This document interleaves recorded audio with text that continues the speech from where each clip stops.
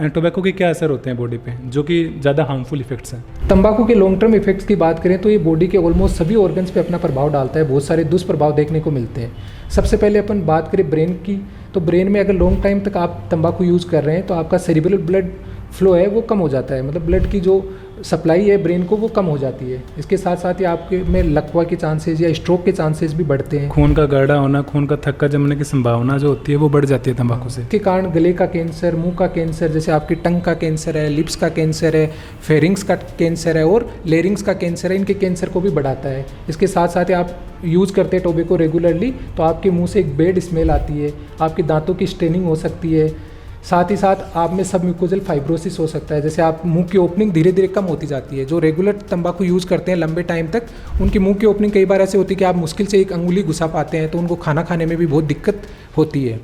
अगर अपन बात करें तंबाकू की हार्ट पे क्या इफेक्ट आता है या जो ब्लड वेसल्स हैं उन पे क्या इफेक्ट आते हैं, तो लॉन्ग टर्म तक आप तंबाकू लेते हैं तो आपको हाइपरटेंशन हो सकता है या बीपी की बीमारी हो सकती है, आपको टेकीकार्डिया रहेगा।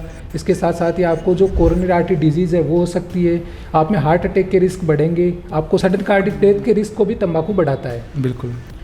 तंबाकू का इफेक्ट अपन देखें रेस्पिरेटरी सिस्टम, जो आपका श्वसन तंत्र है उस पर देखें तो तंबाकू के कारण आपको सीओपीडी होने के रिस्क बढ़ते हैं, आप में अस्थमा के रिस्क बढ़ते हैं, साथ साथ ही लंग कैंसर का रिस्क भी बढ़ता है। जो लंग कैंसर का बहुत कॉमन कारण है वो तंबाकू है।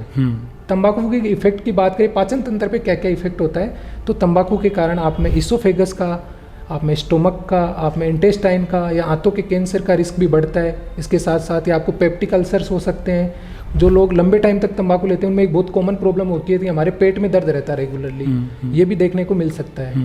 तंबाकू के इफेक्ट की अपन प्रजनन तंत्र पे या जो रिप्रोडक्टिव सिस्टम है उस पर बात करें तो मेल में इम्पोर्टेंसी के चांसेस बढ़ते हैं, साथ ही साथ मेल में जो स्पर्म है उनकी मोटिलिटी को भी कम करता है, स्पर्म की काउंट को भी कम करता है। टेस्टिकुलर कैंसर के चांसेस भी बढ़ते हैं।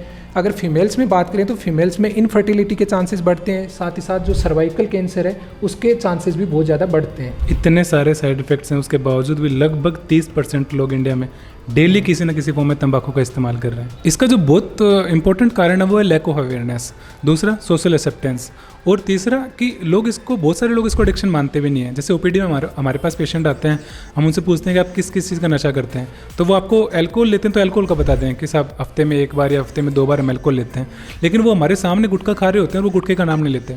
हमें उनसे पूछना पड़ता है कि आप गुटखा खाते हैं क्या, तो उनका यूजुअली ऐसे रहता है कि हाँ गुटखा खाते हैं, लेकिन ये तो हम काफ़ी टाइम से खा रहे हैं, हमारे रिश्तेदार काफ़ी टाइम से खा रहे हैं। तो वो सोशल एक्सेप्टेंस जो है टोबैको को लेके एज़ कम्पेयर टू एल्कोहल, वही इस चीज़ का रिस्क बढ़ाता है कि वो लोग इसका क्रॉनिकली यूज़ करने लग जाते हैं।